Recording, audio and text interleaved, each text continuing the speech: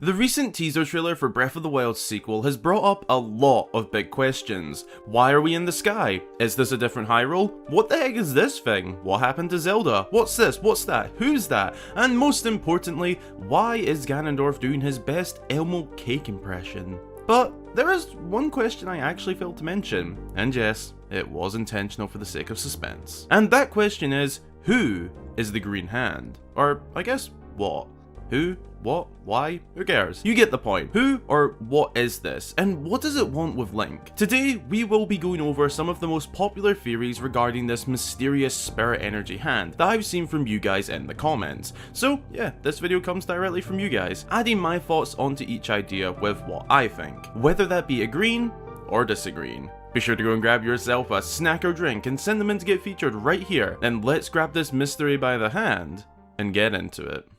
Kicking off our list takes us to a little theory that has been around from the very beginning. Not long after the initial reveal trailer was shown off, fans began speculating that this hand could belong to Princess Zelda's late mother. The idea stems from the fact that we know spirits living in the afterlife is a common theme in the series. Her father is a great example. He, the king, can be found on the Great Plateau, and even guides Link through the area before setting the hero off to save Hyrule. It's evident that spirits can play an important role in the game's afterlife, but her mother is a bit more complicated.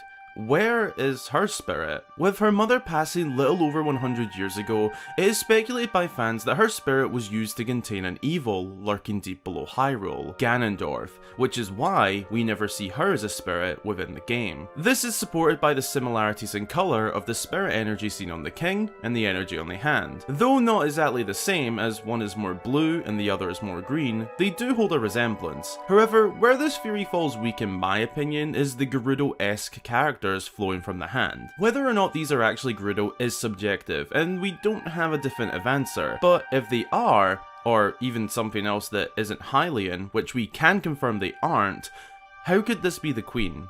A Hylian.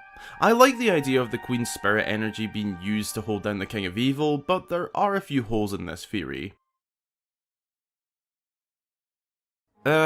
Okay. If you've watched maybe just 2 or 3 videos of mine, you will probably know that Twilight Princess is my favourite video game of all time.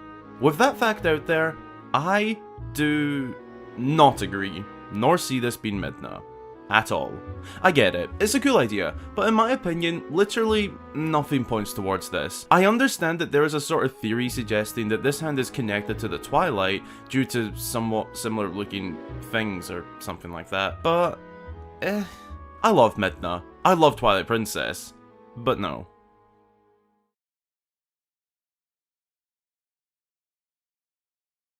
Is it even a surprise at this point?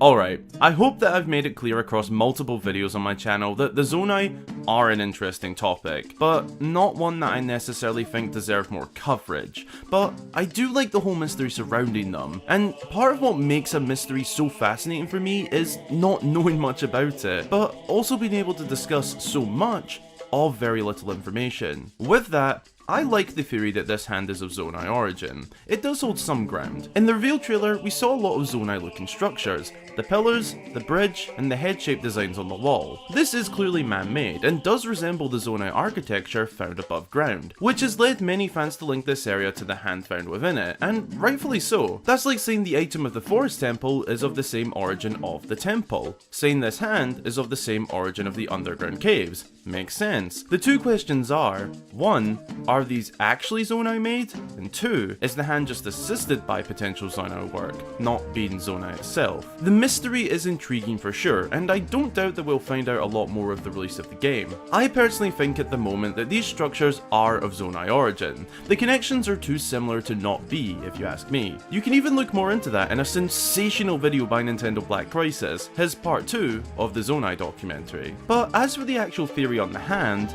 I don't personally believe it is of Zonai origin. I'm honestly not too sure what it is, but perhaps this next theory will excite a lot of fans. This is the hot take going around right now, and if you saw my recent video going over 5 new theories regarding the sequel, then you will already know that I don't think that this is the ancient hero of 10,000 years ago, but I am willing to discuss the possibility of the hand somehow being connected. Many have got the idea of this hand being that of the ancient hero, and for one main reason. In the initial reveal trailer, we see this shot of some dramatic lighting hitting the wall against the hand holding down Ganondorf. But as the shadow casts against the lifeless corpse and bony hand, we see what is a reflection of the past. Whenever this corpse was first sealed down by the hand, evident by the more muscular and Ganondorf looking figure. Some have said this figure to appear more Demise-like, but when we take a closer look, the characteristics match Ganondorf. Most notably, the pointy nose, and just the fact that this is, well, Ganondorf. And who is the one who seals Ganondorf, Ganon, and all forms of evil, time and time again? Link, the hero. And given that this shot is presumably showing us past events that happened here, it has been suggested by fans that this hand is in fact the hero of 10,000 years ago, and these shadows paint the picture of that hero holding down the King of Evil 10,000 years ago, and that the hero of times long ago will help us, as they cannot contain the evil any longer, which is why we've been seeing this odd looking hand design on Link. It's honestly a bit confusing at this stage as we can't say anything for sure, but this is definitely an interesting one to think about. Now this is an interesting, but incredibly underrated theory in my opinion. It's definitely not the most popular one out there, but for me, it holds ground. Some fans have suggested that this hand may be a new character or entity altogether. No Zonai, no Zelda's mother, no ancient hero, and definitely no Midna. Rather, simply a new character. And when you think about it, is that really that bold of a shout? No. New characters are super common, and whilst it is a sequel, we obviously need new people to interact with outside of Princess Zelda and Ganondorf, but I don't really see the King of Evil being up for a chat anyway. Interaction aside, I love this idea. It would work really well in terms of keeping things fresh, new, and exciting. Creating a sequel is always going to be a challenge, in terms of living up to the first game, which was so good itself, it warranted a sequel. Even more challenging given that they are using, for at least some part, the same game world. They will need everything they can to make this game feel new. I mean, Bill Trinen even said openly that by the time we're finished this game, it will feel like its own thing. So their aim is definitely to make it feel like its own game, and avoid it feeling like DLC to Breath of the Wild. Yes, this game is going to exist due to Nintendo having so many unused ideas that could have been DLC, but they decided to take them and create a whole new game. But that's besides my point. We've already got new areas to explore, the skies and the underground, with the potential of the sea to be opened up more. We've got a new look in terms of clothing and hairstyle, with Link now wearing his hair down and sporting a more wild tunic. A new character to the series would really cap off this freshness feeling. Who knows? I'd personally love it if this was somebody new entirely, and we get to learn their story throughout the game. Similar to Midna's storyline, I guess, as we learned more and more about her as the story progressed, with when meeting her, we knew next to nothing. But we do need to keep in mind that we really know next to nothing in terms of facts yet, so take all of this with a pinch of salt, and remember that it's mostly speculation and ideas. Thanks a ton for watching. I really hope you enjoyed, and if you did, be sure to drop a like and consider subscribing for more fabulous Zelda content. Who do you think the strange, mysterious green hand is, or maybe even what it is? Leave a comment with your take and look out for my replies.